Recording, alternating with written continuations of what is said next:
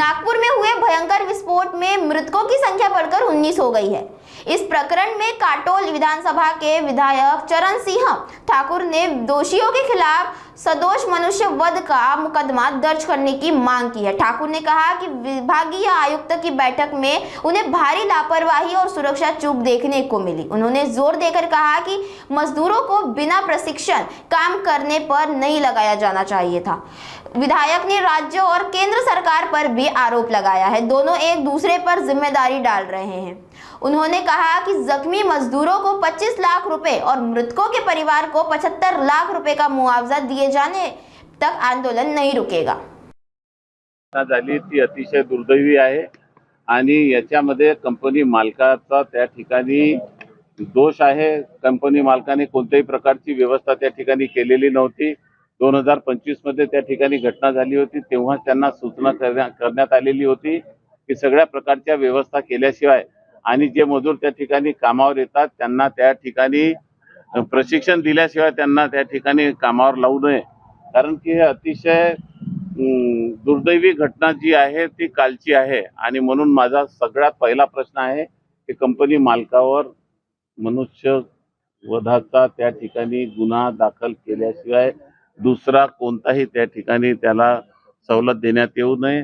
त्याच्यावर तो गुन्हा दाखल झाला पाहिजे आणि जे मृत कुटुंब आहे त्यांच्या कुटुंबियांना 75 लाख रुपयाची मदत दिली गेली पाहिजे।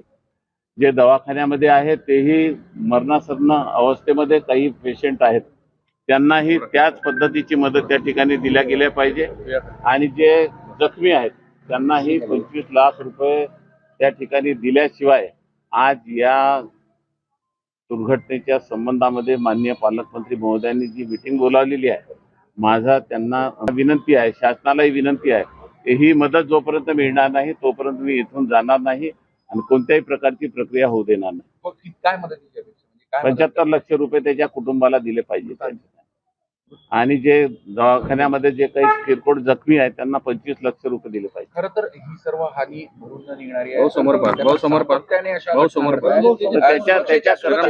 त्याच्याकरता शासनाने आता एसओपी त्या ठिकाणी जाहीर केली पाहिजे आणि प्रत्येक कारखान्याला त्या ठिकाणी अशा प्रकारच्या सूचना केल्याशिवाय आता हा कारखाना सुरू होणार नाही, अशा प्रकारचं शासनानं निर्णय केला पाहिजे। कारखाना बंद ठेवायला पाहिजे, बिलकुल बंद ठेवायला पाहिजे। सगळ्यात महत्वाचं हे सगळं परमिशन कशी मिळते याच्यावर एक प्रश्नचिन्ह उपस्थित होत आहे। सातत्याने घटना घडत आहे, 3-4 वेळा राज्य सरकारचे अधिकारी सांगतात की केंद्र सरकारच्या अखत्यारीमध्ये येतात, केंद्र सरकार सांगते की राज्य सरकारचं लक्ष नाही आहे, एकामेकावर ढकलण्याशिवाय दुसरं काम त्या ठिकाणी नाही आहे। परंतु एक गरीबाचा कुटुंबाचा नागरिक त्या ठिकाणी जो मजुरी करण्याकरता येतो तो काय मरणाकरता यांच्याकरता कारखाने आहेत का, हा माझा प्रश्न आहे।